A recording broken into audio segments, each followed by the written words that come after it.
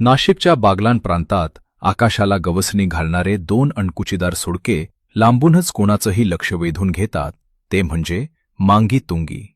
हे केवळ डोंगर नाहीत, तर जैन धर्मियांचे परमपवित्र सिद्धक्षेत्र आणि सह्याद्रीचा एक अद्भुत चमत्कार आहेत. मांगी आणि तुंगी ही दोन वेगळी शिखरे आहेत. मांगी शिखराची उंची 4343 फूट आहे, तर तुंगी शिखर 4366 फूट उंच आहे. या दोन्ही शिखरांच्या मध्ये असलेल्या पठारावर उभं राहिल्यावर निसर्गाच्या अथांग शक्तीची जाणीव होते. इथली हवा आणि शांतता मनाला एका वेगळ्याच विश्वात घेऊन जाते. पौराणिक कथेनुसार याच पर्वतावर भगवान राम, लक्ष्मण आणि हनुमानासह हजारो ऋषीमुनींनी मोक्ष मिळवला होता.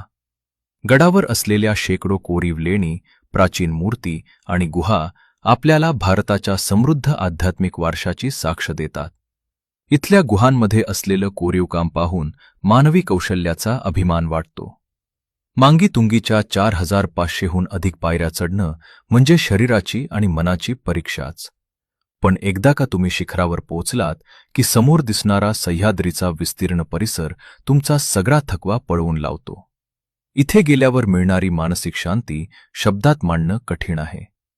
भक्ती, शक्ती आणि निसर्गाचा हा त्रिवेणी संगम म्हणजेच मांगी तुंगी.